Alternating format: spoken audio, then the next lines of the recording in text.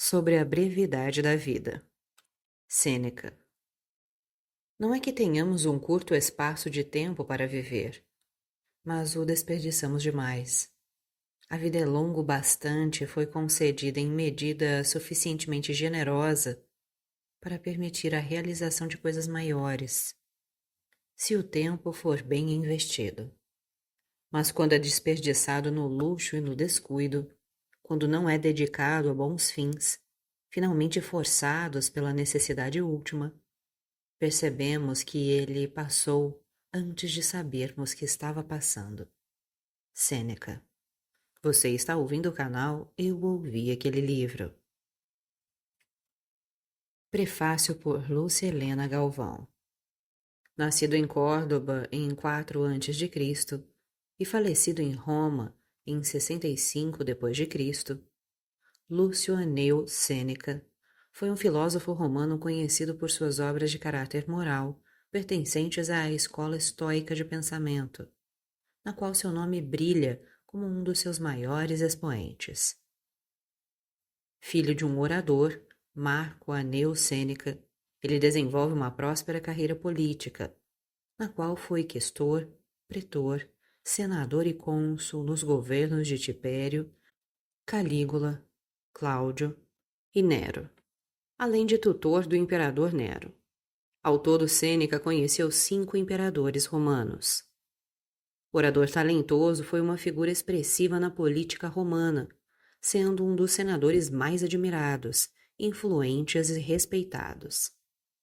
Entre os anos 54 e 62, durante os primeiros anos do reinado de seu pupilo Nero, Sêneca esteve à frente do Império Romano junto com Sexto Afrânio Burro, o que o fez adquirir numerosos inimigos, e acabou por ser forçado a se retirar da política em 62 d.C. Acusado em falso por ter participado da conspiração de Pisão contra Nero, este último o sentenciou à morte, e o filósofo foi obrigado a cometer suicídio em 65 d.C. A obra de Sêneca é vasta e tomada como importante fonte da filosofia estoica, na qual ganhou relevo, acompanhado posteriormente por Epíteto, o escravo, e Marco Aurélio, o imperador, 2 outros grandes pensadores estoicos. A influência de seus ensinamentos projeta-se na história até os dias atuais, sendo de especial importância durante o Renascimento, no qual é tomado como um exemplo de virtudes morais a serem implantadas e praticadas. Em nosso momento histórico, o estoicismo, com sua moral rigorosa, seu ensinamento transmitido não é só em palavras, mas sobretudo através do exemplo. Sua sobriedade e serenidade frente aos fatos que advêm do mundo exterior, sua observação, confiança e propósito de alinhamento com as leis que emanam da natureza, parece-nos um precioso medicamento contra os males de uma sociedade onde os valores já não ocupam há muito a cena principal, mas os fazem os interesses pessoais, com sua gama de artimanhas e subterfúgios para justificar o injustificável e fazer prevalecer o proveito próprio a qualquer preço. Os ensinamentos estoicos, nesse contexto, brilham por sua sensatez e simplicidade, e inspiram esperanças de uma recuperação moral mediante seu distante exemplo, uma vez que tudo aquilo que está próximo de nós, historicamente falando, foi coberto por uma mácula de descrédito. Precisamos hoje, talvez mais que antes, desses antigos e dignos homens romanos, para com suas vozes firmes e seguras, trazerem de volta a nossa fé em nós mesmos e na humanidade como um todo. A reconstrução moral de nossa civilização, com seus propósitos e meios, é percebida como cada dia mais urgente. Todos tememos os próximos passos a serem dados por nossa conturbada história recente e buscamos esperanças. E nesse contexto, o estoicismo volta a ser o tema do dia, em conversações cada vez mais frequentes. A contribuição de Sêneca. Comparada à obra dos outros dois filósofos do estoicismo romano citados, Epíteto e Marco Aurélio, a obra de Sêneca que alcança nossos dias é vasta e consta de diálogos morais, cartas, tragédias e epigramas, composições poéticas breves que são escritas sobre monumentos ou túmulos. Entre estas obras, talvez a que mais tenha tido alcance e que mais conte com a simpatia do leitor seja este diálogo. Sobre a brevidade da vida, que aborda os maus hábitos que nos fazem desperdiçar o tempo sem atentar para o fato de que tempo é sinônimo de vida, e sem dar a esta mesma vida um sentido maior que a justifique na categoria de vida humana. Trata-se de reflexões e conselhos práticos e incisivos.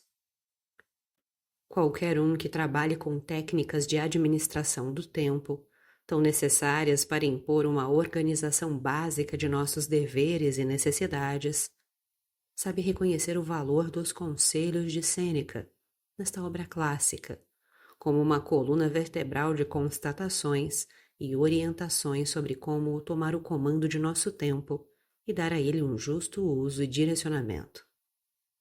Tudo mais, em geral, pode ser desdobrado destes conselhos fundamentais. Algumas ideias importantes a destacar nesta obra seriam: 1. A vida não é curta, e sim mal aproveitada. Já dizia uma máxima filosófica muito conhecida que a extensão de uma única vida seria suficiente para partirmos da absoluta ignorância e alcançarmos a máxima sabedoria, que pode ser atingida por um ser humano, se tivéssemos anos de 365 dias, dias de 24 horas e horas de 60 minutos. Quantos minutos têm nossas horas? Quantos dias há em nossa vida? A memória seletiva e objetiva em seus critérios só retém aquilo que foi vivido com corpo e mente juntos, ou seja, os momentos onde a consciência estava desperta, concentrada e disposta ao aprendizado. Se estes momentos forem paulatinamente crescendo, estaremos dando andamento a um processo de tomar posse de nossas vidas, de alongar e dar sentido ao nosso tempo, preenchendo espaços vazios com luz. É impossível calcular o tamanho do potencial de alongamento do nosso tempo que esta postura pode gerar. Assim como o apaixonado percebe como longos e demorados seus minutos de espera e faz voar o tempo transcorrido ao lado de sua amada, a consciência, focada e dotada de propósito, vai alinhando e alongando seus dias, como se estes fossem passos sólidos em direção aos seus objetivos humanos mais válidos e aos seus sonhos mais transcendentes. Definitivamente os relógios mentem. O tempo não se mede de forma tão objetiva assim. 2. Há que evitar o desperdício de tempo em inércia e vícios. Um homem que ama o que faz e quer levá-lo a bom termo, ou seja, aquele que possui um espírito de missão permeando suas atividades, não abrigará em sua casa os chamados ladrões de tempo, que são os que pretendem inviabilizar a realização de seus sonhos. Ninguém imagina um grande artista como o icônico Leonardo da Vinci, vencido pela preguiça que o impede de se lançar ao mistério revelado através de seus quadros. Ele também ansiava por conhecer, trazer à luz este mistério, e seu ânimo não se detinha nem mesmo diante das necessidades mais básicas do corpo, em diversas ocasiões, como as de alimentação e de sono.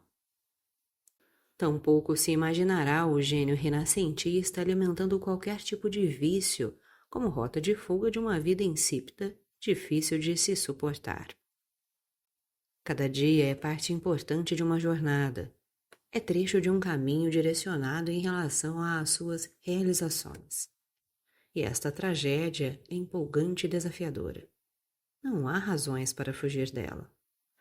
Em suma, As reiterativas orientações de nosso filósofo em relação a isso poderiam elas mesmas ser resumidas em um epigrama. Se amas tua vida, tranca bem tua porta para que nenhuma ilusão roube de ti nenhum capítulo dela. 3. Quem não possui nenhum objetivo fixo vive ao sabor das marés. Imagine um náufrago em alto mar. Sua direção e seu destino não pertencem a ele, mas ao capricho das marés, que o lançam aleatoriamente de um lado para outro. Mas, se por alguma inusitada intervenção coloca-se nas mãos dele a ponta de uma corda e o fazem saber que a outra ponta está fortemente atada à terra firme, ele já não é um joguete nas mãos das circunstâncias, embora tampouco tenha os pés em terra firme. Ele possui o caminho para a terra firme. Basta que não solte esta corda e a tracione um pouco todos os dias, sem pressa e sem pausa. Desta forma, cada dia lhe trará um enorme ganho. Alguns metros de mar foram deixados para trás, e a proximidade da terra é um pouco maior. Quem sabe se após o esforço de manhã já não se pode vislumbrar a praia? Esta meta, este rumo claro e bem definido, resgatam-no da escravidão das marés e o tornam livre para dar sentido e valor a cada um de seus dias, a cada um de seus esforços. Assim é com o sentido de vida humano, seu propósito humano de realização, ligado firmemente a ele. Cada movimento das mãos deste homem são um pouco do futuro que já foi conquistado, que já foi trazido ao presente. Nenhum tempo é desperdiçado. 4. Quem te deu algum momento de atenção é melhor que tu, que nunca dás esta mesma ostentação a ti mesmo. Experimenta perguntar a ti próprio qual foi o momento do teu dia que te tornou mais feliz. Talvez a constatação, resposta te surpreenda, mostrando um momento simples, em contato com a natureza, em vez do momento ruidoso em que seguias o script de um evento social que não te traz qualquer satisfação. O curioso é que, sem esta pergunta provocativa e a subsequente parada para a reflexão, poderias passar toda uma vida sem constatar este fato. Por que razão não vês coisas tão evidentes e relevantes?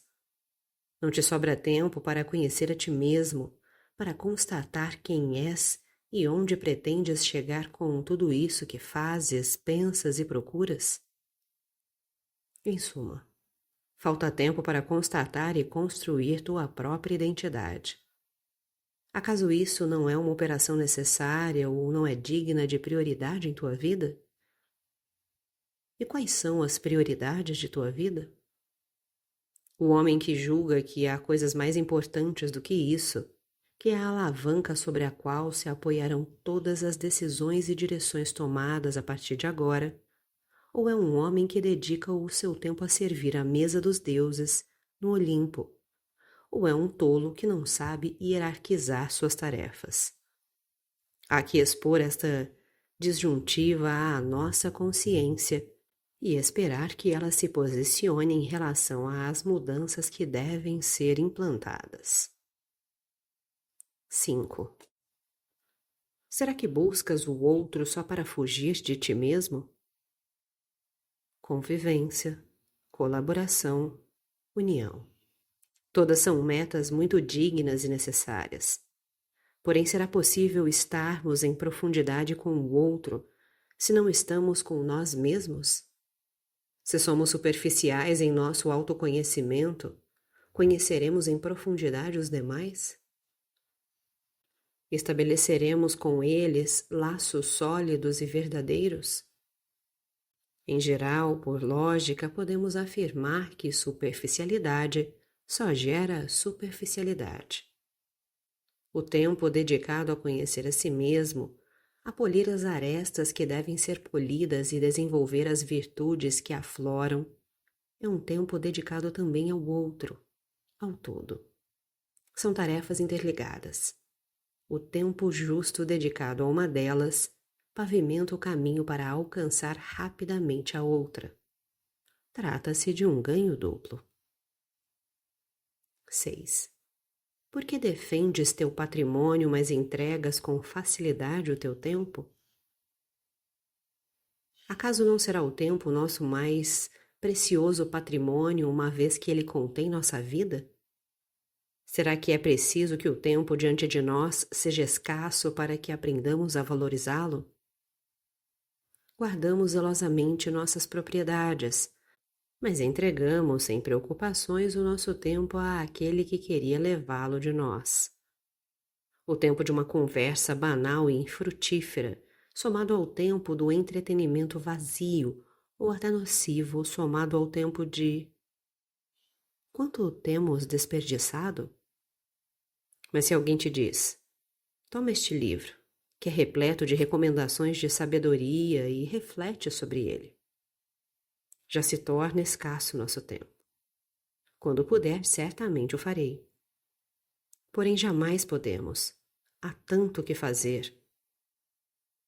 Mas quando a banalidade bate à nossa porta, somos pródigos e entregamos nosso tempo sem medidas nem moderação. Um dia, ao olhar para o passado e avaliar o uso do nosso tempo, o que mais encontraremos além do rastro da banalidade? 7. Reservamos para nós apenas as sobras da vida.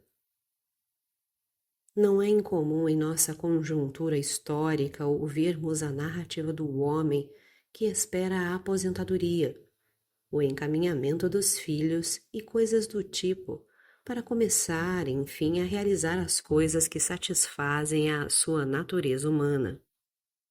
Será apenas neste dia e não antes que nos dedicaremos a estudar, refletir, meditar, a buscar a beleza e o sentido da vida? O curioso é que nada nos garante que teremos a longevidade suficiente para que este dia seja atingido, ou que ao atingi-lo ainda contaremos com a saúde, a energia e a lucidez necessárias para aproveitá-lo. Da mesma maneira que percebemos a necessidade constante de alimentar nosso corpo, deveríamos notar que algo em nós, muitas vezes denominado como alma ou consciência humana, também necessita de seus alimentos próprios, e que um jejum tão longo poderá matá-la por inanição. Todos os seres humanos morrem, mas nem todos vivem. Alguns limitam-se a sobreviver. E o tempo dedicado à ética, à estética, à mística e à reflexão e assimilação de todos os conteúdos por elas oferecido? Se houver tempo, eu o farei. E se não sobrar tempo? Morreremos em paz porque fizemos tudo aquilo que era importante? Não era importante construir a nós mesmos como seres humanos e, através de nosso exemplo, franquear uma trilha para outros? Lamentavelmente, parece que não. Talvez seja verdadeiro, afinal, aquilo que dizia Carl Gustav Jung, o célebre fundador da psicologia analítica. O homem do século XX que tanto fala em economia é, na verdade, um esbanjador. Esbanja o mais precioso, o espírito. De máximas como estas e muitas outras da mesma natureza e importância é composto sobre a brevidade da vida. Conselhos de um valor inestimável destinados àqueles que dispuseram de tempo suficiente para ouvi-los e praticá-los. Estas máximas reverberam em muitos outros pensadores e tradições que, segundo seu particular tempo, espaço e sistema de ideias, afirmam o mesmo valor inestimável da vida e a necessária sabedoria para não despendê-la em vão. Que a voz de Sêneca encontre eco em nossos dias e possa resgatar um pouco dessa vida humana que escoa e se perde de forma insensata, enquanto as necessidades humanas são tantas e tão urgentes. Lúcia Helena Galvão Maia, palestrante, professora de filosofia, escritora, roteirista e poetisa. Você está ouvindo o canal Eu Ouvi Aquele Livro. Siga-nos no Instagram. Sobre a brevidade da vida. Sêneca. 1. A maioria dos mortais, Paulino, queixa-se amargamente da maldade da natureza, pois nascemos com a perspectiva de uma vida breve, uma vez que mesmo o tempo que nos foi concedido passa com tanta rapidez e tão velozmente que, a não ser por muito poucos, encontramos o fim da vida justamente quando estamos nos preparando para viver. Nem é apenas o comum dos mortais, ou a multidão ignorante que considera isso um mal universal. O mesmo sentimento suscitou queixas também de homens famosos. Foi isso que fez o maior dos médicos exclamar que a vida é curta e a arte longa. Foi isso que levou Aristóteles enquanto protestava contra a natureza, fazendo acusação muito imprópria para um homem sábio, afirmando que, em termos de idade, ela tem mostrado tal favor aos animais, permitindo-os contemplar 5 ou 10 gerações. Porém, estabelece um limite muito mais curto ao homem, embora ele tenha nascido para tantas e tamanhas realizações. Não é que tenhamos um curto espaço de tempo para viver, mas o desperdiçamos demais. A vida é longa o bastante e foi concedida em medida suficientemente generosa para permitir a realização de coisas maiores, se o tempo for bem investido. Mas quando é desperdiçado no luxo e no descuido, quando não é dedicado a bons fins, finalmente forçados pela necessidade última, percebemos que ele passou antes de sabermos que estava passando. Assim é. A vida que recebemos não é curta, mas a tornamos desse modo. Tampouco a temos de sobra, mas a desperdiçamos. Do mesmo modo como a grande e principesca riqueza é dissipada quando chega às mãos de um mau proprietário, enquanto a riqueza, embora limitada, se for confiada a um bom guardião, aumenta com o uso. Nossa vida é suficientemente longa para aquele que a ordena corretamente. 2. Por que reclamamos da natureza? Ela se mostrou gentil. A vida, se você souber usá-la, é longa. Mas certo homem é possuído por uma avareza insaciável, outro por uma devoção laboriosa a tarefas inúteis. Um é obcecado pelo vinho, outro paralisado pela preguiça. Determinado o homem está exaurido, pois realizar sua ambição depende da decisão de outros. Um outro, movido pela ganância do comerciante, é levado a todas as terras e a todos os mares pela esperança de ganho. Alguns são atormentados por sua paixão pela guerra e estão sempre empenhados em infligir perigos aos outros ou preocupados com os seus próprios. Aos que foram exauridos pela servidão voluntária aos poderosos. Muitos se mantêm ocupados ou invejando a sorte de outros homens ou reclamando da sua própria. Diversos, sem seguir um objetivo fixo, instáveis e insatisfeitos, são envolvidos por sua inconstância, sempre elaborando planos novos. Alguns não têm nenhum princípio fixo pelo qual direcionar seu curso, e o destino os pega de surpresa enquanto relaxam e bocejam. Isso acontece tão certamente que não posso duvidar da verdade daquela declaração que o maior dos poetas proferiu um oráculo. A parte da vida que realmente vivemos é pequena, pois todo o resto da existência não é vida, mas apenas tempo. Os vícios nos cercam e nos cercam por todos os lados, e não permitem que nos levantemos de novo e ergamos os olhos para discernirmos a verdade. Mas nos mantêm abatidos, enquanto nos dominam e nos acorrentam à luxúria. Suas vítimas nunca têm permissão para retornar ao seu verdadeiro eu. Se alguma vez tivessem a chance de encontrar algum alívio, mas como as águas do fundo do mar que continuam a se agitar mesmo depois que a tempestade passa, são jogados de um lado para outro, e nenhum descanso de suas luxúrias permanece. Acha que estou falando dos desgraçados cujos males estão à vista? Veja aqueles cuja propriedade os homens se aglomeram para contemplar. São sufocados por suas bênçãos. Para quantos as riquezas são um fardo? De quantos a eloquência e o esforço diário para exibir seus poderes extraem seu sangue? Quantos estão pálidos de fraqueza por conta dos prazeres constantes? Quantos perdem sua liberdade para a multidão de clientes que se aglomeram ao seu redor? Em suma, repasse a lista de todos esses homens, do mais baixo ao mais alto.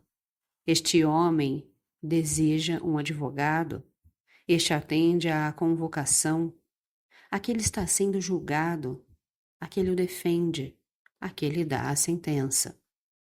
Ninguém cuida de si mesmo, todos se perdem por causa do outro. Pergunte sobre os homens cujos nomes são conhecidos de cor, e verá que essas são as marcas que os distinguem.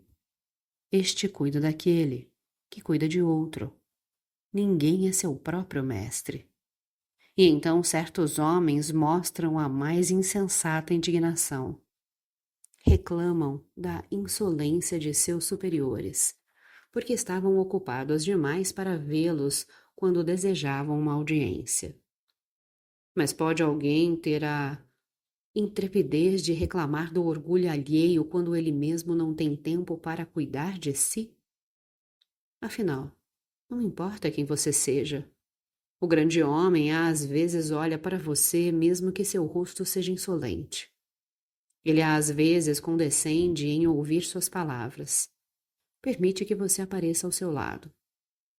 No entanto, você nunca se digna a olhar para si mesmo, a dar ouvidos a si mesmo. Não há razão, portanto, para cobrar alguém por tais serviços, visto que quando você os executava, desejava a companhia de outro, mas não podia suportar a sua própria.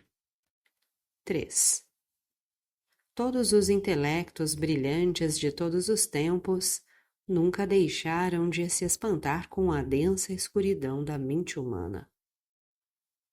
Os homens não permitem que ninguém se apodere de suas propriedades e correm a pegar em pedras e armas, se houver a menor disputa sobre o limite de suas terras, mas permitem que outros invadam suas vidas. Na verdade, eles próprios convidam os invasores. Ninguém está disposto a dividir sua riqueza, mas cada um de nós divide sua vida entre muitos. Na guarda de sua fortuna, os homens frequentemente têm os punhos cerrados, mas quando se trata de perder tempo, a única coisa da qual devemos ser avaros, eles se mostram muito pródigos. Eu gostaria de questionar qualquer um entre os homens mais velhos. Vejo que você atingiu o limite mais distante da vida humana. Está chegando ao seu 100º ano, ou está mesmo além dele. Venha agora, relembre sua vida e faça um ajuste de contas. Considere quanto do seu tempo foi gasto com um credor, quanto com uma amante, quanto com um patrono, quanto com um cliente, quanto em disputas com sua esposa, quanto em punir seus escravos, quanto em correr pela cidade cumprindo deveres sociais. Contabilize as doenças que causamos a nós mesmos por nossos próprios atos. Acrescente também o tempo que ficou ocioso e improdutivo. Verá que tem menos anos do que conta.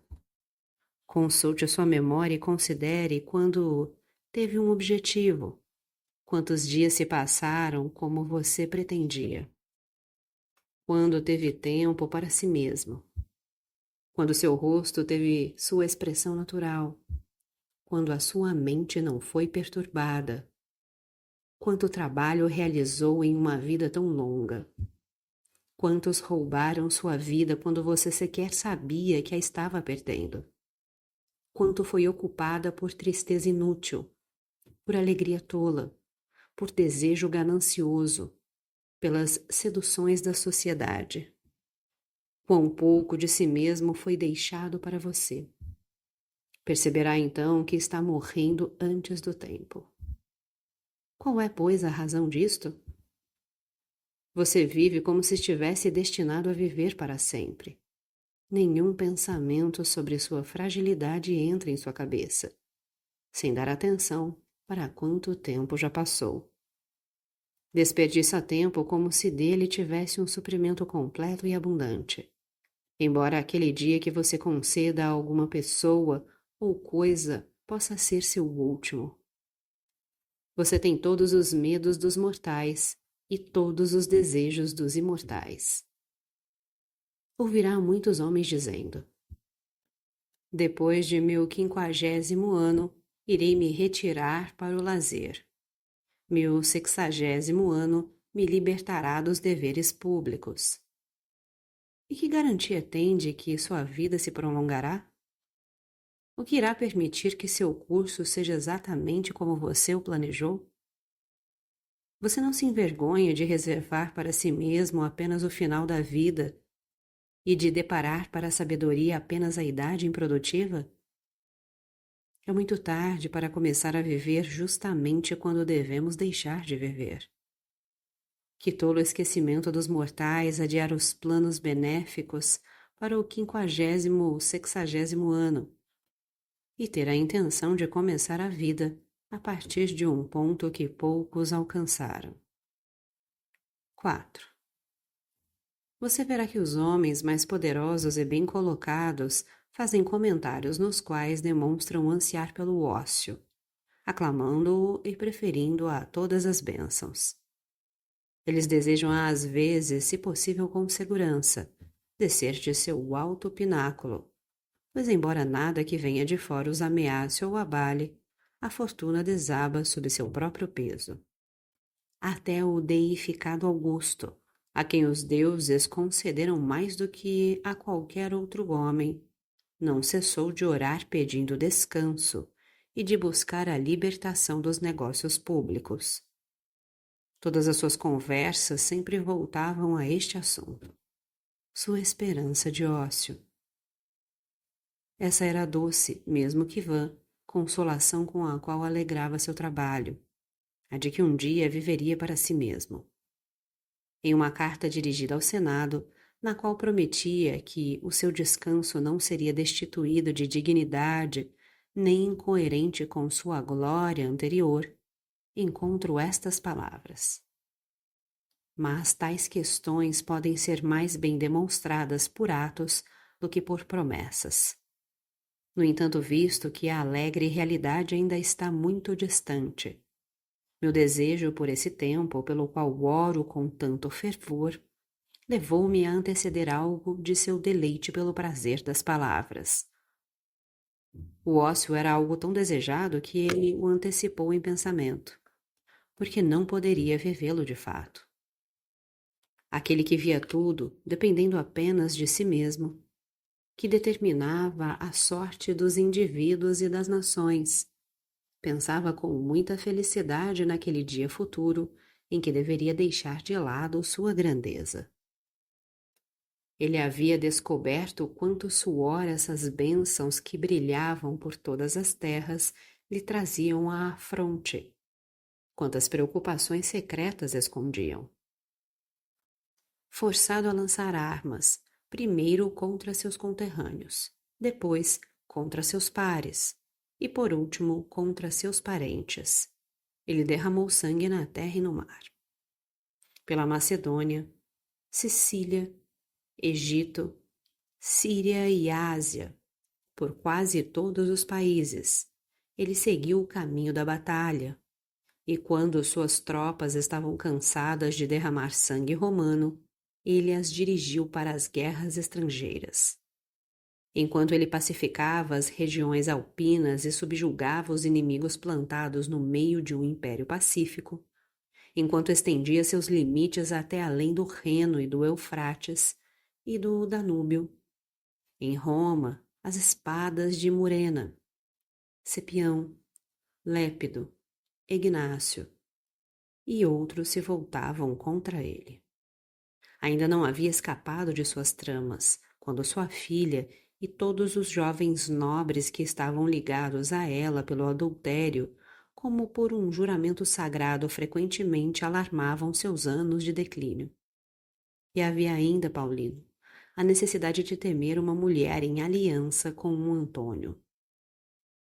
Ele cortava essas úlceras com as próprias mãos, e outras já apareciam em seu lugar. Assim como em um corpo ferido e sangrando, sempre outra parte se rompia. E por isso ansiava pelo ócio, na esperança e no pensamento de que encontrasse alívio para seu trabalho. Esta foi a oração de quem soube responder às orações da humanidade. 5.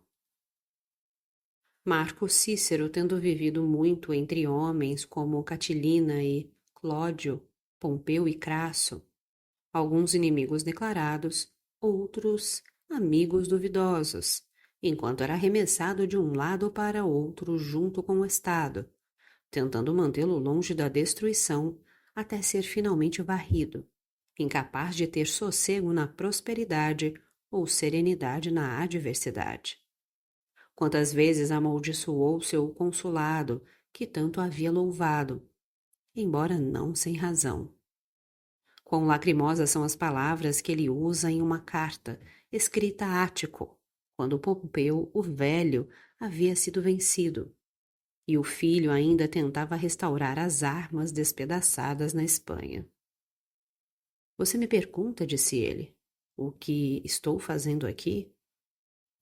Ele então prossegue fazendo outras declarações, nas quais lamenta sua vida anterior. Reclama do presente e se desespera com relação ao futuro. Cícero disse que era meio prisioneiro. Mas, na verdade, nunca o homem sábio recorrerá a um nome tão humilde. Nunca será meio prisioneiro aquele que sempre possuiu uma liberdade inalterada e estável, sendo livre e senhor de si mesmo, elevando-se sobre todos os outros. Pois o que pode ser superior àquele que está acima da fortuna? 6. Quando Lívio Druso, homem ousado e enérgico, tinha, com o apoio de uma grande multidão de toda a Itália, proposto novas leis contra as medidas perversas dos Gracos, não vendo saída para sua política, a qual ele não poderia realizar nem abandonar, uma vez que já tinha sido lançada. Lamentou amargamente a vida de inquietação que teve desde o berço, e exclamou que era a única pessoa que nunca teve férias, mesmo quando criança.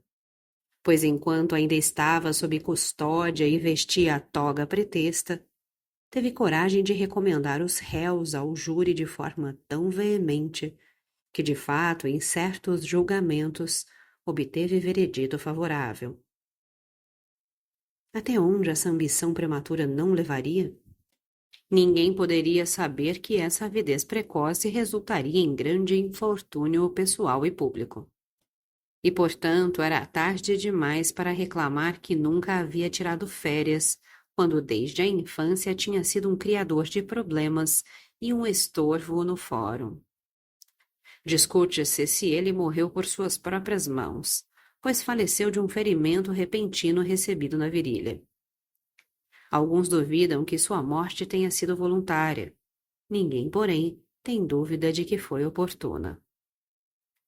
Seria supérfluo mencionar aqueles que, embora outros os considerassem os mais felizes entre os homens, expressassem sua repulsa por cada ato que realizaram ao longo de seus anos, e com seus próprios lábios deram verdadeiro testemunho contra si mesmos. Mas com essas queixas não mudaram nem a si próprios, nem aos outros, pois enquanto expressavam seus sentimentos em palavras, as paixões faziam-nos voltar aos antigos costumes. O céu sabe. Vidas como essa, mesmo que ultrapassem 1000 anos, se tornarão um período ínfimo. Seus vícios vão consumir todos esses anos. O espaço de tempo que temos e que a razão pode prolongar, necessariamente escapa com rapidez. Você não pode agarrá-lo, nem o reter, nem fazer demorar a coisa mais fugidia do mundo, mas permite que escape como se fosse algo supérfluo e possível de ser substituído. 7. Contudo, entre os piores, coloco também aqueles que não têm tempo para nada, além do vinho e da luxúria, pois ninguém se ocupa com coisas mais vergonhosas. Os outros, mesmo que possuídos pelo vão sonho de glória, perdem-se de maneira decente. Você pode citar os homens avarentos, irados, que se ocupam com ódios e guerras injustas. Todos eles, pelo menos, pecam de maneira mais viril.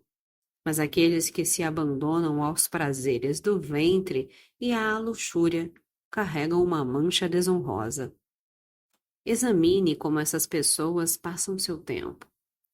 Veja quanto de seu tempo dedicam aos cálculos, quanto a armar ciladas, quanto a temer, quanto a bajular, quanto, sendo cortejado, quanto tempo é gasto em banquetes, pois mesmo estes agora se tornaram uma questão de negócios. E você verá como seus interesses, quer você os chame de maus ou bons, não lhes dão tempo de respirar. Finalmente, todos concordam que nenhum sucesso é alcançado por um homem que se ocupa com muitas coisas. Não se pode dedicar à eloquência, nem aos estudos liberais, uma vez que a mente, distraída por interesses divididos, não absorve nada profundamente, mas rejeita tudo que lhe é imposto. Não há nada com que o homem ocupado se ocupe menos do que viver. Não há nada mais difícil de aprender. Para as outras artes, há muitos mestres em todos os lugares. Algumas dessas artes notamos que meros meninos as dominaram tão profundamente que poderiam até ensiná-las. A vida inteira é necessária para se aprender a viver, e talvez isto o faça pensar ainda mais. A vida inteira é necessária para se aprender a morrer. Muitos grandes homens, tendo deixado de lado todos os seus estorvos, tendo renunciado às riquezas, negócios e prazeres, assumiram como seu único objetivo até o fim da vida aprender a como viver. No entanto, a maior parte partiu da vida confessando que ainda não sabia, e menos ainda aprenderam aqueles dos quais já falei. Acredite em mim, é preciso um grande homem, alguém que se elevou muito acima das fraquezas humanas para não permitir que nada de seu tempo lhe seja roubado.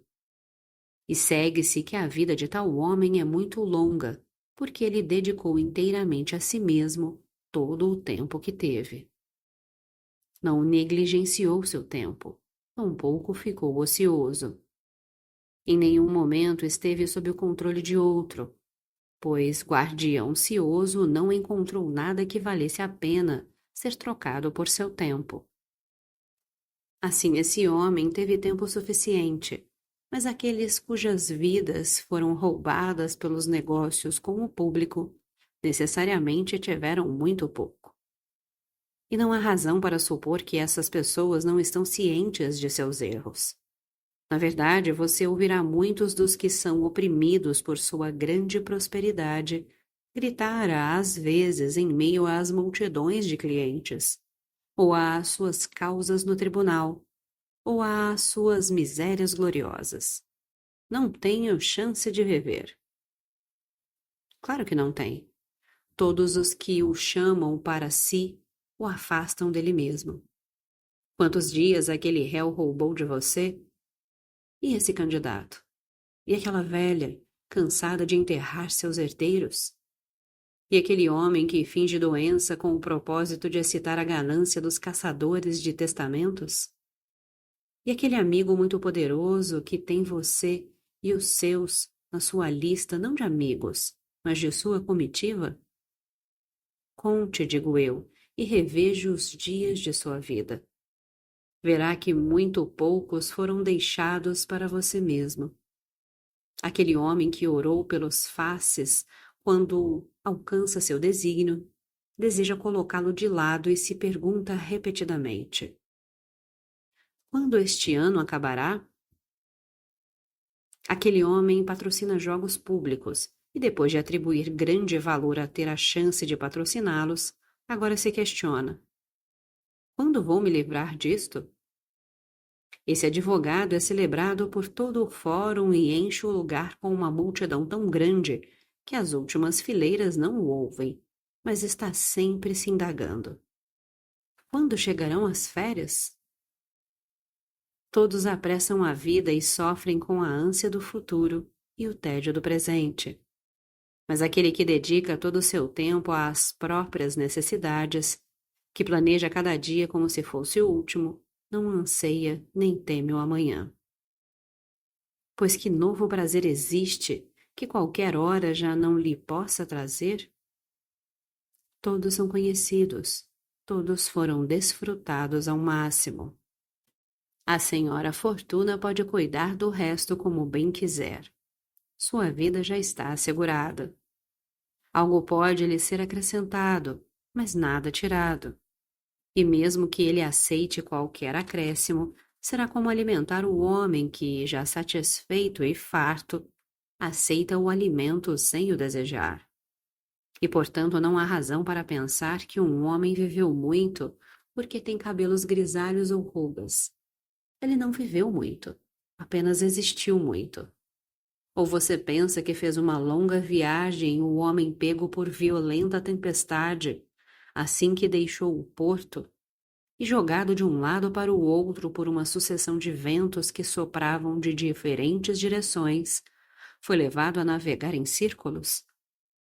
Ele não viajou muito, apenas se movimentou muito. 8. Muitas vezes fico maravilhado quando vejo alguns homens exigindo o tempo de outros, e aqueles a quem pedem serem complacentes.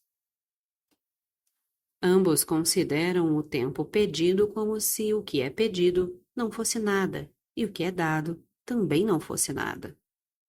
Os homens brincam com a coisa mais preciosa do mundo, mas estão cegos para esse fato, pois é uma coisa incorpórea que não está à vista, e por esta razão é considerada muito barata, ou melhor, quase sem valor algum. Os homens atribuem grande importância a pensões e a subsídios, e a tais coisas dedicam seu trabalho, cuidados e esforços. Entretanto, ninguém valoriza o tempo. Todos o usam prodigamente, como se não custasse nada. Veja, porém, como essas mesmas pessoas jogam-se aos pés dos médicos, se adoecem e o perigo de morte se aproxima. Veja como estão prontas, se ameaçadas com a pena de morte, a gastar todos os seus bens para viver. Tamanha a inconsistência de seus sentimentos. Contudo, se cada um pudesse saber o número de seus anos futuros, como sabem os que se passaram, quão alarmados ficariam os que vissem que lhes resta apenas alguns poucos. Quão ciumentos deles seriam. E, no entanto, se é fácil administrar o que, embora pouco é certo, deve-se conservar com muito cuidado o que não se pode saber quando acabará.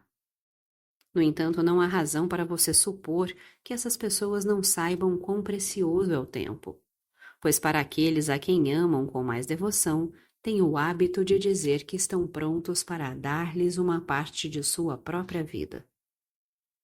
E dão sem perceber. Entretanto, o resultado de sua doação é que eles próprios sofrem perdas sem aumentar os anos de seus entes queridos. A única coisa que não sabem, porém, é que estão sofrendo uma perda. Assim, algo que se perdeu sem ser notado é suportável. No entanto, ninguém vai trazer de volta o tempo perdido. Ninguém vai lhe conceder uma segunda vez. A vida seguirá o caminho que começou e não reverterá nem interromperá seu curso. Não fará barulho, não o lembrará de sua rapidez. Silenciosa ela deslizará. Não se prolongará pelo comando de um rei ou pelos aplausos do povo. Assim como foi iniciada, irá correr. Em nenhum lugar se desviará, em nenhuma parte irá se demorar. E qual será o resultado? Você está ocupado e a vida se apressa. Enquanto isso, a morte se aproxima. Para quem queira ou não, terá que se entregar. Você está ouvindo o canal Eu Ouvi Aquele Livro. 9. Pode haver algo mais tolo do que certas pessoas que deixam a prudência de lado? Elas se mantêm muito ocupadas a fim de poder viver melhor. Gastam a vida preparando-se para viver. Formulam seus propósitos com vistas ao futuro distante. Contudo, esse adiamento é o maior desperdício de vida, pois priva-as de cada dia.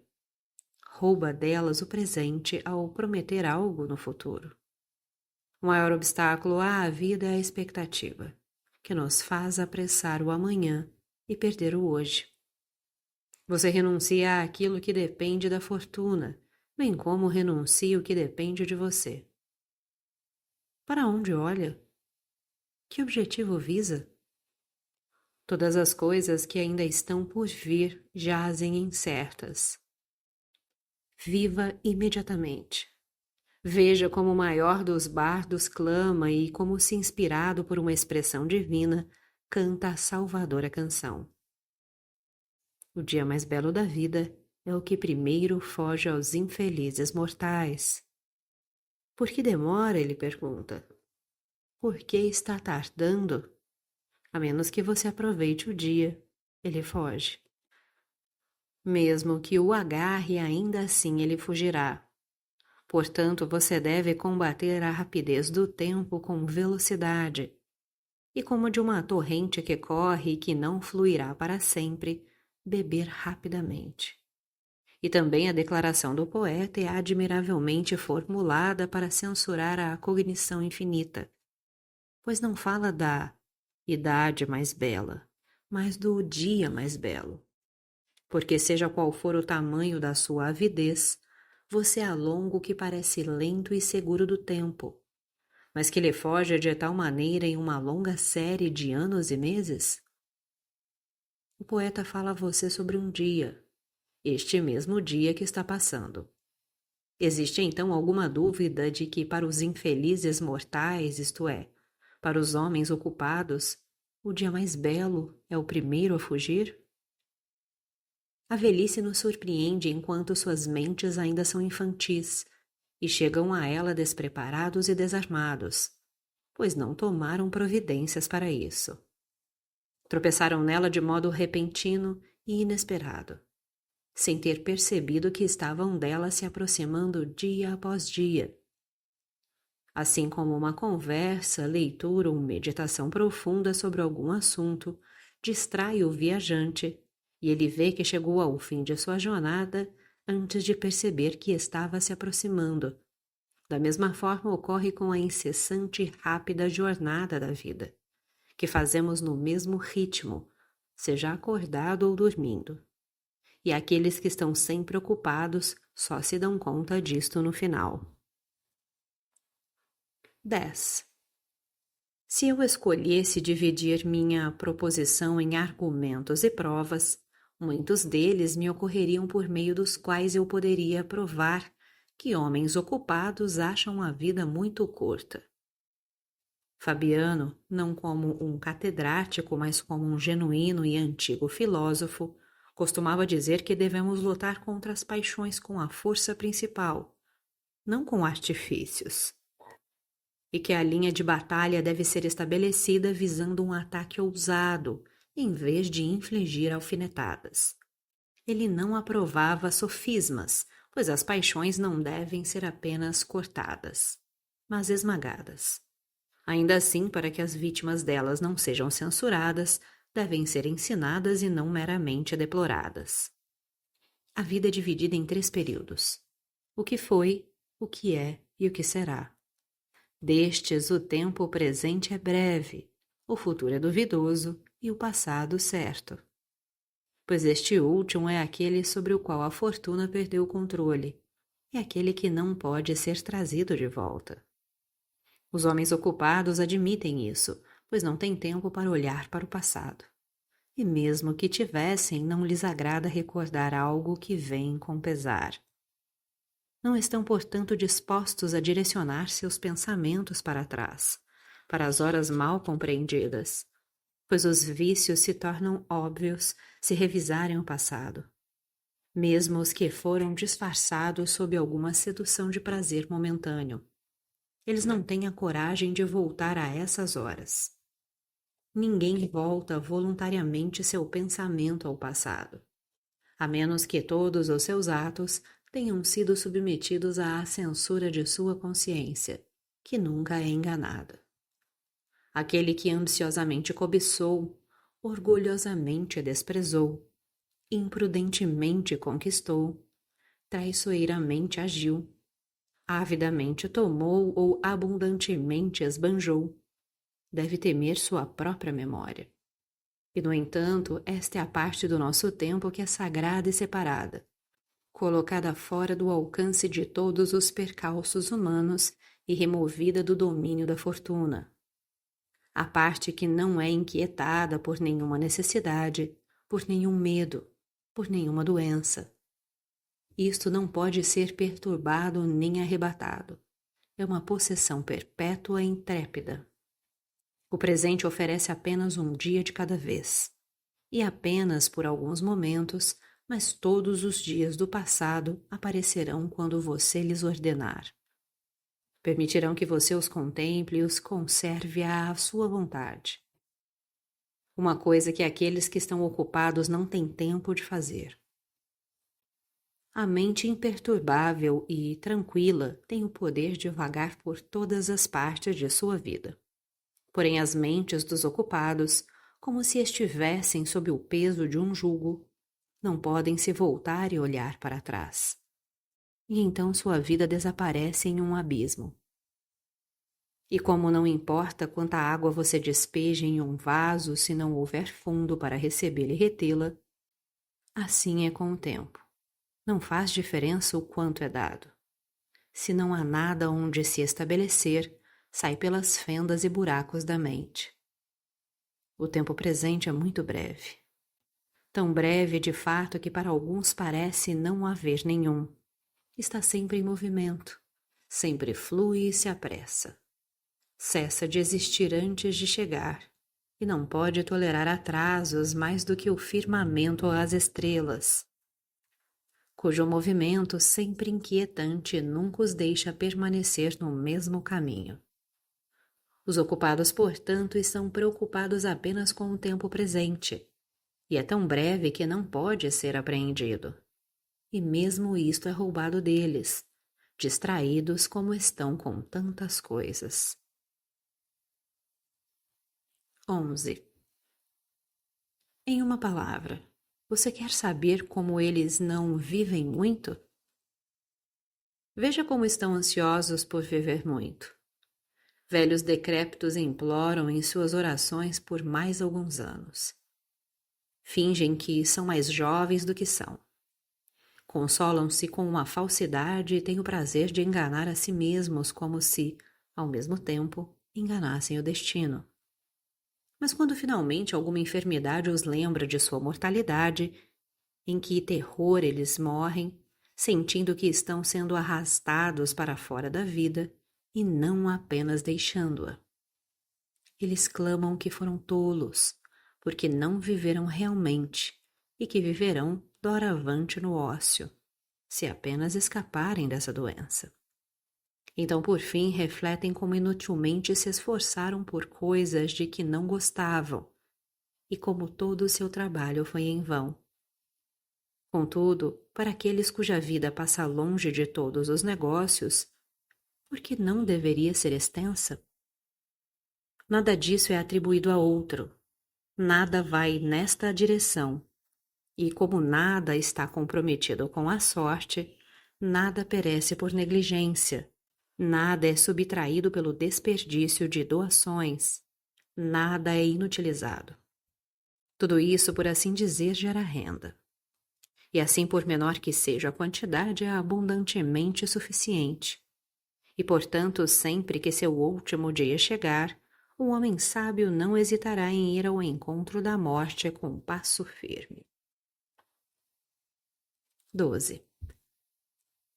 Talvez você pergunte a quem eu chamo de ocupados.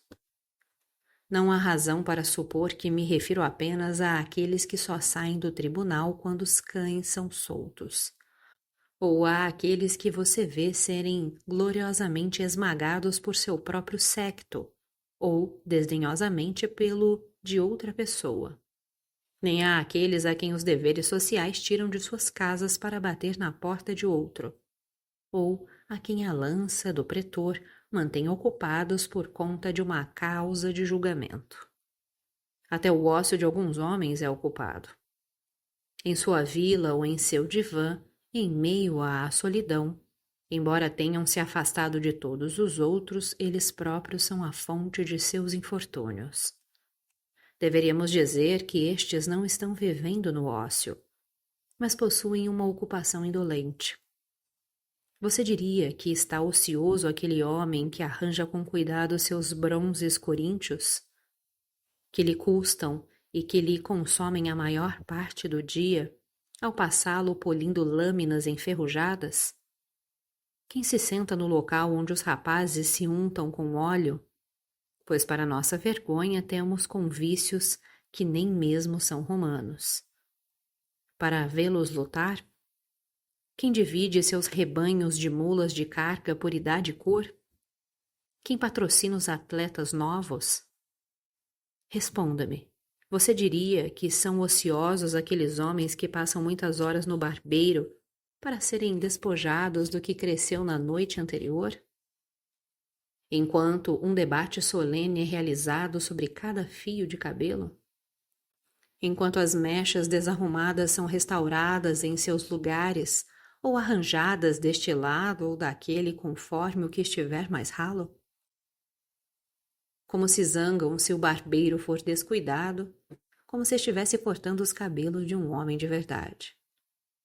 Como eles se inflamam se parte de sua cabeleira é cortado ou se algo estiver fora de ordem, se o penteado não tiver cachos idênticos.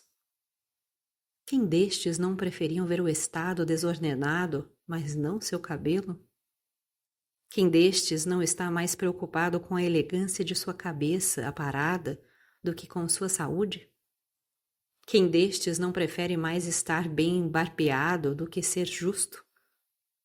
Você diria que esses que se ocupam do pente do espelho são os ociosos? E o que dizer daqueles que estão empenhados em compor, ouvir e aprender canções, enquanto distorcem a voz, que a natureza fez ótima e simples, nos meandros de alguma melodia indolente? O que estão sempre estalando os dedos enquanto marcam o tempo de alguma música que tem na cabeça, que até mesmo quando convocados para tratar de assuntos sérios e muitas vezes até melancólicos, são ouvidos cantarolando uma canção? Estes não têm ócio, mas ocupações indolentes. E seus banquetes? Só os deuses sabem. Não os posso contar como horas de ócio, pois vejo com que ansiedade organizam suas baixelas de prata, com que diligência amarram as túnicas de seus lindos escravos, com que ansiedade olham para ver como o cozinheiro está preparando o javali, com que rapidez, a um dado sinal, escravos de rosto imberbe se apressam em cumprir seus deveres, com que habilidade os pássaros são trinchados em porções, tudo de acordo com a regra, com quanto cuidado os infelizes meninos limpam o vômito dos bêbados. Por tais meios buscam a reputação de serem luxuosos e elegantes, e seus males os acompanham por toda a sua vida, visto que não podem comer nem beber sem ostentação. E eu também não contaria entre os ociosos os homens que vão de um lado para outro em carruagens e liteiras, que são pontuais nas horas de seus passeios, como se fosse ilegal omiti-los. Nem os que têm de ser lembrados por outros quando devem tomar banho, nadar e jantar. Estes estão enfraquecidos pela excessiva lassidão de um espírito mimado que não conseguem descobrir por si mesmos se estão com fome. Ouvi dizer que um desses homens, se é que se pode chamar de homem, quem desaprendeu os hábitos mais simples da vida humana, ao ser retirado da banheira por várias mãos e colocado em sua liteira, perguntou: Estou sentado agora? Você acha que esse homem, que não sabe se está sentado, se está vivo, se está vendo, se está descansando, é ocioso? Acho difícil dizer se tenho mais pena daquele que realmente não sabe ou do que finge não saber. Muitos realmente estão sujeitos ao esquecimento de várias coisas. Outros fingem. Alguns vícios os seduzem como se fossem provas de sua prosperidade. A eles parece ser inferior e desprezível saber o que se está fazendo. Não imagine que os mimos exageram quando inventam farsas para zombar do luxo. Na verdade, eles ignoram mais do que inventam. E é tamanha a multidão de vícios inacreditáveis surgidos nesta época, tão criativa nisto, que podemos acusar os mimos de negligência. E pensar que há quem esteja tão perdido no luxo que precisa da palavra de outro para saber se está sentado ou não. Este homem, então, não é ocioso. Você deve dar-lhe um nome diferente. Ele está doente. Não, de fato está meio morto. O homem que sabe de seu lazer é ocioso. Mas esse outro que está meio vivo, que para conhecer a posição do próprio corpo, precisa que alguém lhe diga como pode ser dono de qualquer parte do seu tempo? 13. Seria tedioso examinar todos os que passaram a vida inteira jogando xadrez, bola ou bronzeando seus corpos ao sol. Aqueles cujos prazeres demandam muitas atividades não desfrutam do ócio. Ninguém terá a menor dúvida de que se cansam sem nada fazer, como, por exemplo, os que gastam seu tempo em problemas literários inúteis, que até mesmo entre os romanos já são em grande número. Já era uma fraqueza dos gregos indagar quantos remadores Ulisses tinha, se foi a Ilíada ou a Odisseia, a primeira a ser escrita. Se, além disso, eram do mesmo autor. E vários outros assuntos dessa natureza, que se você guardar para si mesmo, de forma alguma agradará a sua alma secreta, e se torná-los públicos, fará com que seja considerado enfadonho em vez de sábio. Mas agora essa paixão vã por aprender coisas inúteis também atacou os romanos. Um desses dias ouvi alguém contar quem foi o primeiro general romano a fazer isso ou aquilo. Disse que Duílio foi o primeiro a vencer uma batalha naval, que Cúrio Dentato, o primeiro a levar elefantes em seu cortejo triunfal. Ainda assim, essas questões, mesmo que não levem à verdadeira glória, demonstram feitos cívicos. Tal conhecimento não traz proveito algum, porém chama nossa atenção por causa da atratividade da façanha. Devemos desculpar também aqueles que investigam matérias semelhantes. Quem primeiro convenceu os romanos a embarcar em um navio? Foi Cláudio, e por isso mesmo recebeu o sobrenome Caudex. Porque entre os antigos, uma estrutura formada pela união de várias tábuas era chamada Caudex. Daí também as tábuas da lei serem chamadas de códices. E à moda antiga, os barcos que transportam provisões pelo rio Tibre são até hoje chamados de codicare. Sem dúvida, isso também pode ter algum valor, isto é, o fato de que Valério Corvino foi o primeiro a conquistar Messana. e foi o primeiro da família dos Valérios a adotar o sobrenome Messana, pois tomou o nome da cidade conquistada para si mesmo, e foi mais tarde chamado de Messala, após a corrupção gradual do nome pelo vulgo. Talvez você permita que alguém se interesse também por isso. O fato de que Lúcio Sulla foi o primeiro a exibir leões soltos no circo, uma vez que antes eram exibidos acorrentados, e que arqueiros foram enviados pelo rei Boco para exterminá-los? Sem dúvida podemos fazer essa concessão.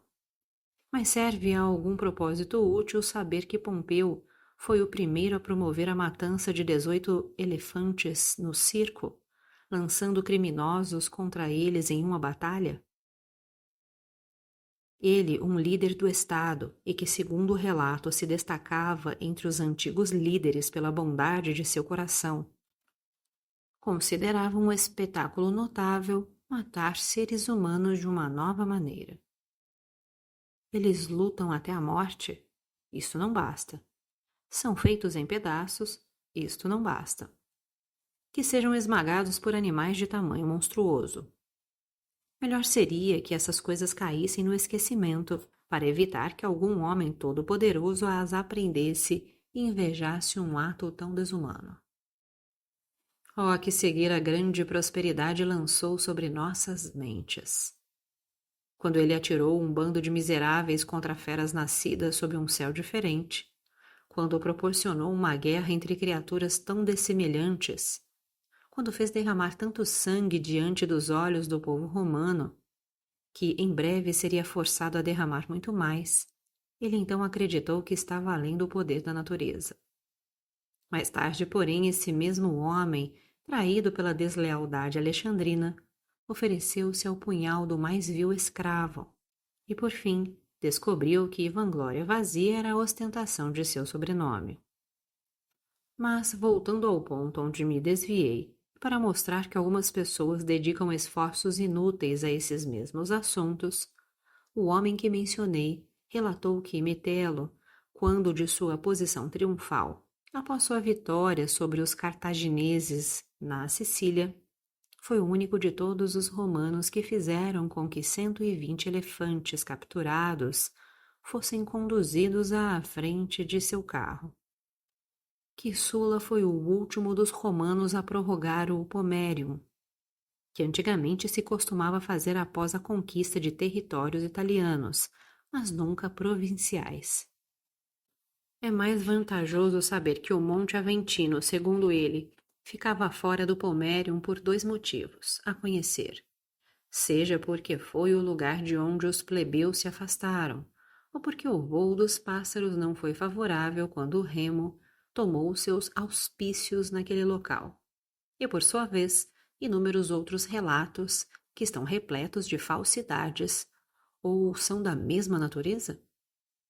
Pois, embora você concorde que eles contam tais coisas de boa fé e se comprometem com a verdade do que escrevem, ainda assim, os enganos de quem serão mitigados por tais histórias?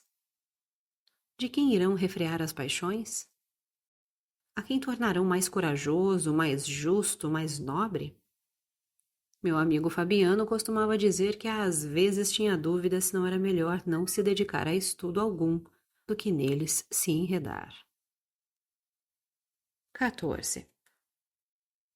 De todos os homens, somente são ociosos os que dedicam seu tempo à filosofia. Somente eles vivem realmente, pois não se contentam em ser bons guardiões apenas de sua própria vida. Eles somam cada era à sua própria idade. Todos os anos que se passaram antes deles são acrescidos aos seus. A menos que sejamos ingratos, todos esses homens, formadores gloriosos de pensamentos sagrados, nasceram para nós.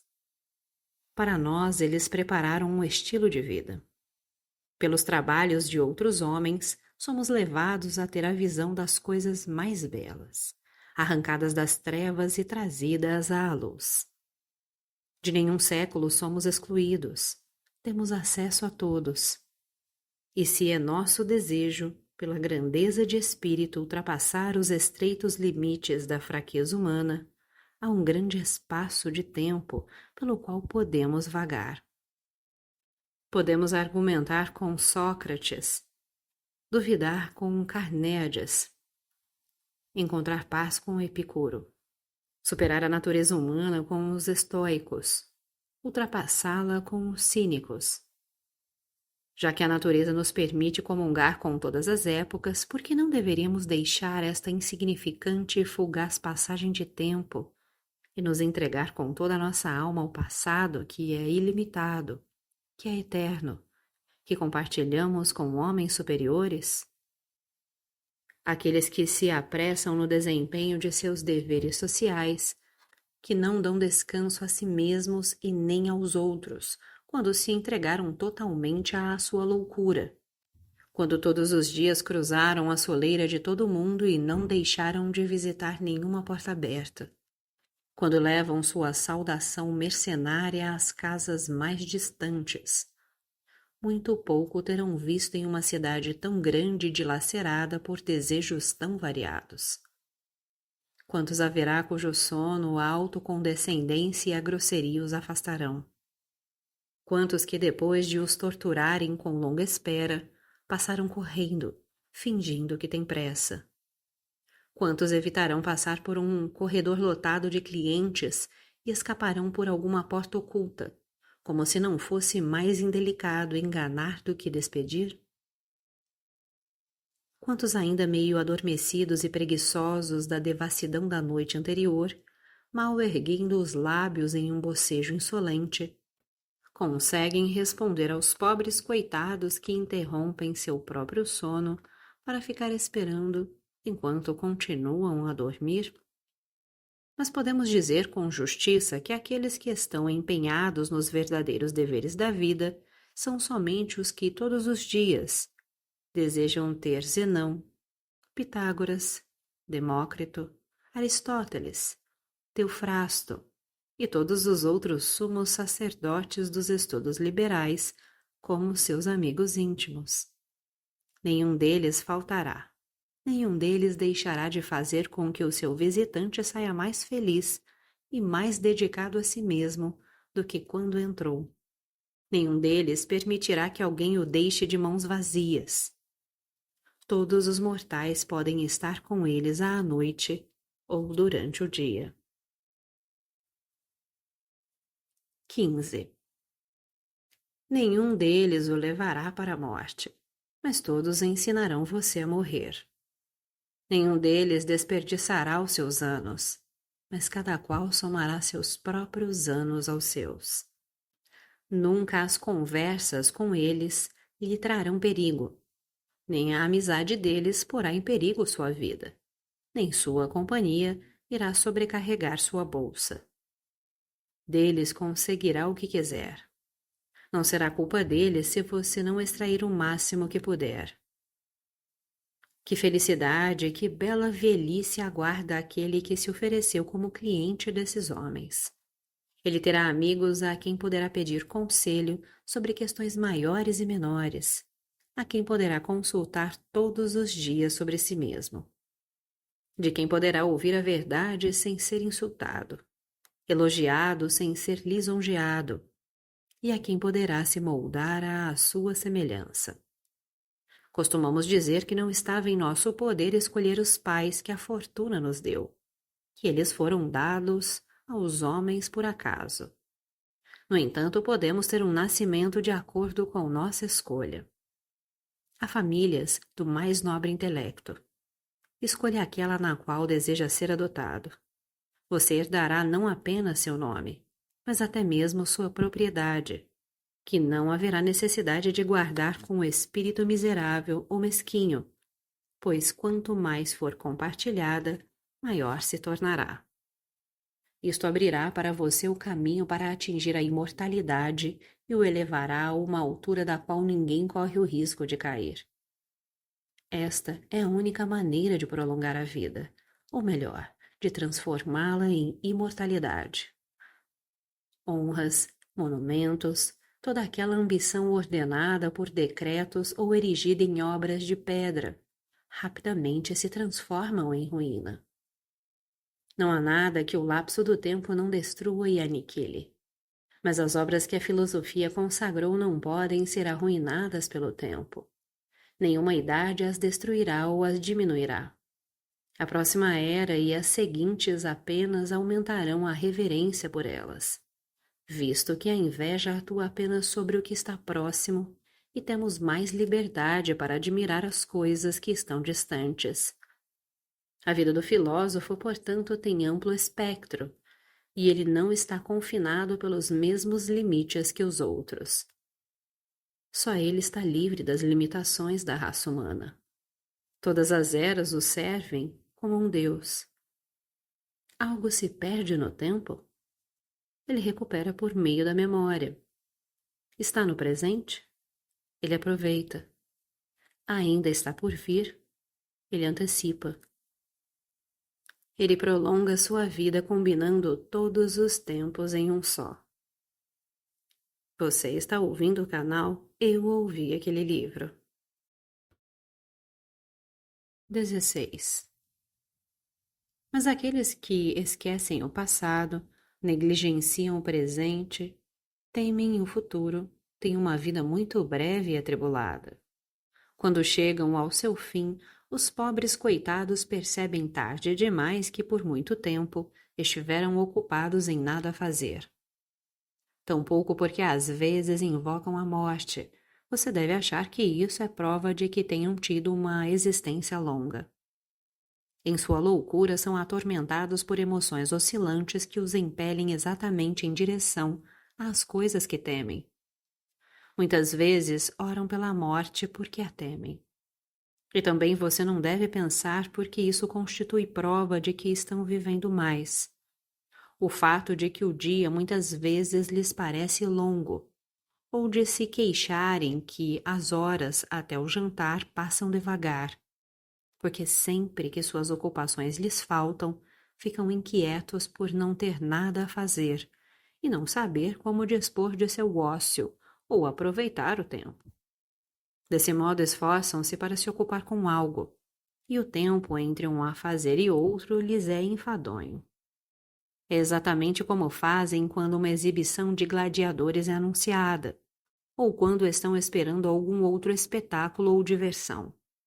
Querem pular os dias que antecedem o evento. Toda espera lhes é penosa. No entanto, o momento que desejam é breve e rápido, tornando-se muito mais curto por sua própria culpa, pois fogem de um prazer para outro sem permanecer fixos em apenas um desejo. Seus dias não são longos, mas odiosos. Por outro lado, quão curtas lhe parecem as noites que passam nos braços de alguma prostituta ou entregues ao vinho. Isso também explica a loucura dos poetas, que fomentam os erros humanos com histórias em que representam Júpiter, dominado pelo desejo carnal, dobrando a duração da noite. Pois o que é senão inflamar nossos vícios, ter os deuses como seus patrocinadores e desculpar nossa própria fraqueza por meio do exemplo da divindade? As noites pelas quais pagam tão caro podem deixar de parecer muito curtas para esses homens? Perdem o dia esperando a noite, e a noite com medo do amanhecer. 17. Os prazeres de tais homens são inquietos e abalados por aflições de vários tipos, e mesmo nos momentos de grande alegria, pensamentos angustiantes lhes sobrevêm. Quanto tempo isso vai durar? Esse sentimento levou reis a lastimar o poder que possuíam. Tampouco os consolou a grandeza de sua sorte, mas viram com terror o fim da sua aventura. Quando o rei da Pérsia, com toda a insolência emergida de seu orgulho, colocou seu exército sobre as vastas planícies, sem conseguir medir seu número, apenas compreender seu tamanho pela extensão que ocupava, derramou copiosas lágrimas, porque em 100 anos nenhum homem daquele exército tão poderoso estaria vivo. mas aqueles por quem chorou, ele próprio os faria perecer. Alguns no mar, outros na terra. Uns em batalha, outros na fuga. E em pouco tempo destruiria todos aqueles por cujo 100º ano ele tanto temeu. E então até mesmo suas alegrias são cheias de ansiedade? Porque elas não se baseiam em fundamentos estáveis, mas são perturbadas pela mesma inutilidade que as faz nascer. Entretanto, quais você acha que são os momentos miseráveis das vidas de tais reis, visto que, mesmo as alegrias pelas quais são exaltados e elevados acima da humanidade, não lhes oferecem de maneira alguma felicidade pura? Todas as maiores bênçãos são fonte de ansiedade. E em nenhum momento a sorte é confiável. Para manter a prosperidade, há necessidade de outra prosperidade. E em prol das orações que foram atendidas, devemos fazer ainda outras. Com efeito, tudo o que vem do acaso é instável, e quanto mais alto sobe, mais provável é que caia. Além disso, o que está condenado a perecer não traz prazer a ninguém. Muito miserável, portanto, e não apenas curta, deve ser a vida daqueles que trabalham duro para ganhar o que precisam e se esforçam ainda mais para isso conservar. Por meio de grande esforço, alcançam o que desejam e com ansiedade retêm o que alcançaram. Enquanto isso, não levam em conta o tempo que nunca mais voltará. Novas preocupações tomam o lugar das antigas. A esperança realizada faz nascer nova esperança. A ambição, nova ambição. Eles não procuram o fim de sua miséria, mas mudam sua causa. Temos sido atormentados por nossos cargos públicos? Os assuntos dos outros ocupam nosso tempo mais que qualquer outra coisa. Desejamos trabalhar como candidatos? Começamos como eleitores. Já nos livramos da penosa função de promotor? Passamos a juízes. Deixou de ser juiz? Torna-se pretor. Envelheceu administrando a propriedade de outros em troca de salário? Fica ocupado em cuidar de sua própria riqueza. O exército liberou Mário? Assume o consulado. Quintio se apressa a lançar a ditadura? Será chamado de volta do arado. Cipião irá contra os cartagineses antes mesmo de estar maduro para tão grande empreendimento, vitorioso sobre Aníbal e sobre Antíoco. A glória de seu próprio consulado, garantia do de seu irmão. Se ele próprio não tivesse impedido, seria colocado ao lado de Jove. Contudo, a discórdia dos civis se voltará contra seu salvador. E tendo na juventude recusado honras que o tinham igualado aos deuses, por fim já velho, sua ambição seria apenas o deleite de um exílio tranquilo. Nunca faltarão razões para a ansiedade. Tenha-se nascido na prosperidade ou na miséria. A vida avança em uma sucessão de envolvimentos. Sempre iremos desejar o ócio, mas nunca o aproveitar. 18. E assim, meu caro Paulino, afaste-se da multidão e, já bastante cansado pela duração da sua vida, retire-se para um porto pacífico. Pense em quantas agitações superou, quantas tempestades enfrentou. Por um lado na vida privada e por outro na vida pública. Durante muito tempo sua virtude tem sido demonstrada por meio de provas laboriosas e incessantes. Experimente agora sua virtude no ócio. A maior parte de sua vida, certamente a melhor parte, foi dedicada ao Estado. Agora dedique também parte do seu tempo para você mesmo. E eu não o estou convidando para a inércia ou a preguiça, ou para afogar o seu vigor no sono, nem nos prazeres que são caros à multidão. Isso não é descansar. Encontrará trabalhos muito maiores do que todos os que você executou com tanta energia até agora para ocupá-lo em meio ao seu retiro e sem preocupações. Você, eu sei, administra os afazeres do mundo tão honestamente quanto os de outros, tão cuidadosamente como faria com os seus próprios, tão conscienciosamente como faria com os do Estado. Você recebe afeição em um ofício em que é difícil evitar o ódio, mas, no entanto, acredita em mim, é melhor se ocupar da própria vida do que dos estoques de grãos. Dedique sua mente perspicaz, que é a mais competente para lidar com os maiores assuntos, a um serviço realmente honroso, mas pouco preparado para uma vida feliz. E reflita que em toda a sua formação nos estudos liberais, que começa nos seus primeiros anos, você não foi instruído para se ocupar com a quantidade de grãos de trigo. Aspirava a coisas maiores e mais elevadas. Não faltarão homens de valor bem mais aptos a carregar pesos. Bois pesados são muito mais adequados para carregar cargas pesadas do que cavalos por sangue. E quem já oprimiu a agilidade de tais criaturas nobres com uma carga pesada? Reflita, além disso, quanta preocupação provoca um fardo tão penoso. Suas ocupações serão com o ventre do homem. Um povo faminto não escuta a razão, nem se apazigua com a justiça, nem se inclina por qualquer súplica. Muito recentemente, poucos dias após a morte de Caio César, ainda sofrendo demais.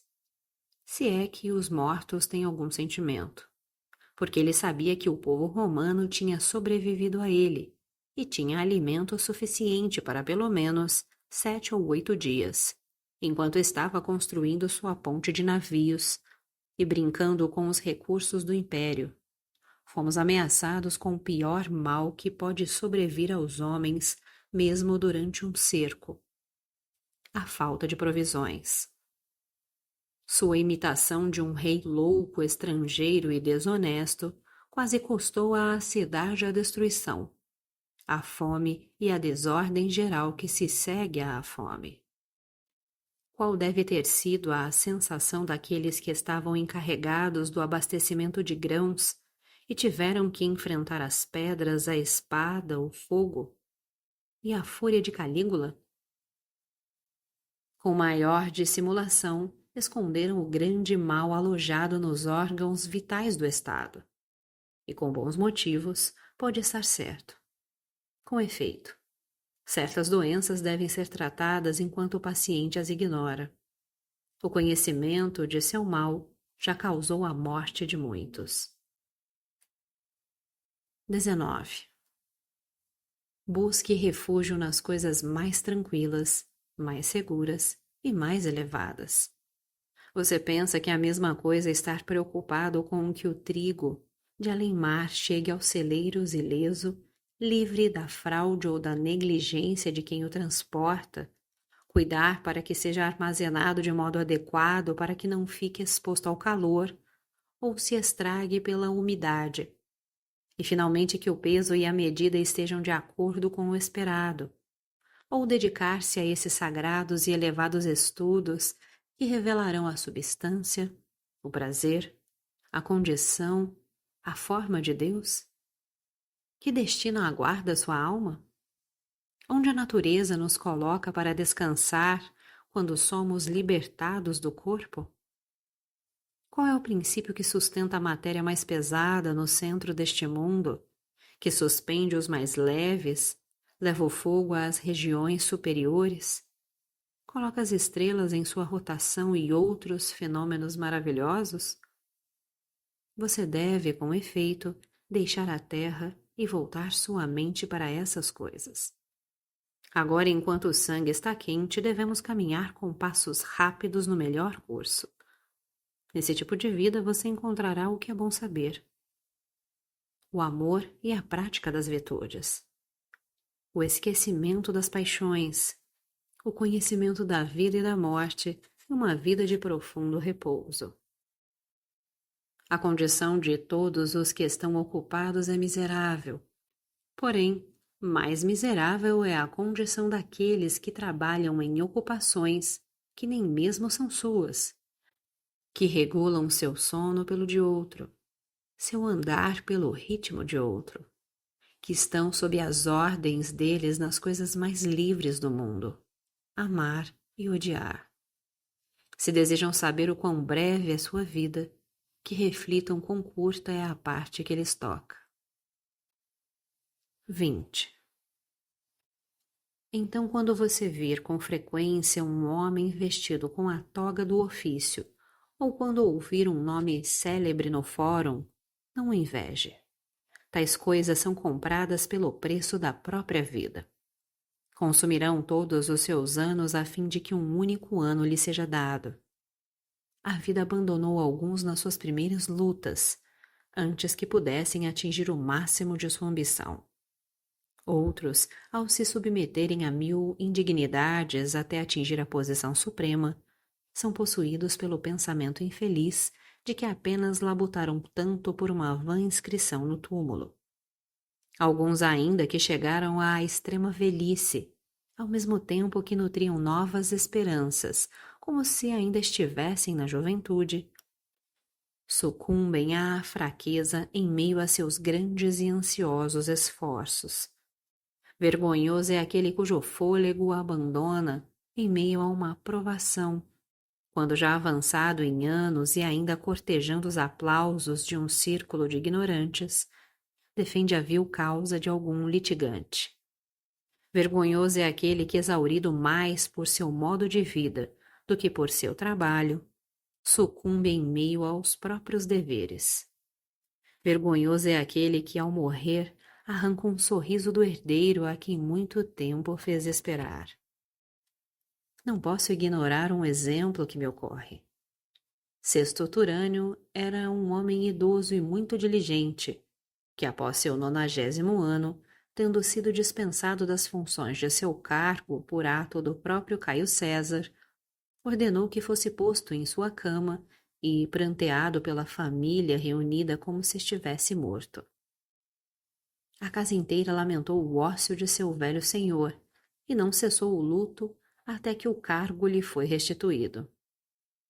É realmente tão agradável morrer ocupado?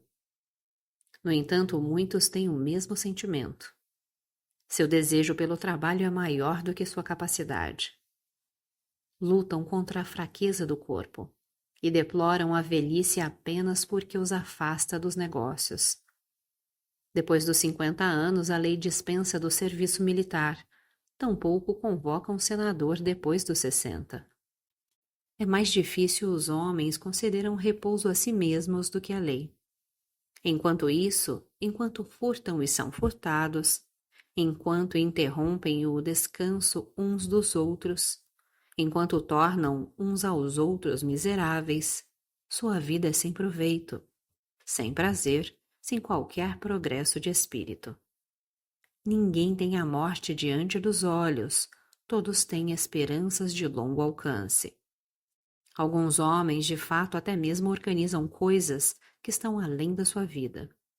Enormes mausoléus, as dedicatórias de serviços públicos, jogos fúnebres e exéquias gloriosas. Mas, na verdade, os funerais de tais homens deviam ser conduzidos à luz de tochas e de velas de cera, como se tivessem vivido pouco. Você está ouvindo o canal Eu Ouvi Aquele Livro. Siga-nos no Instagram.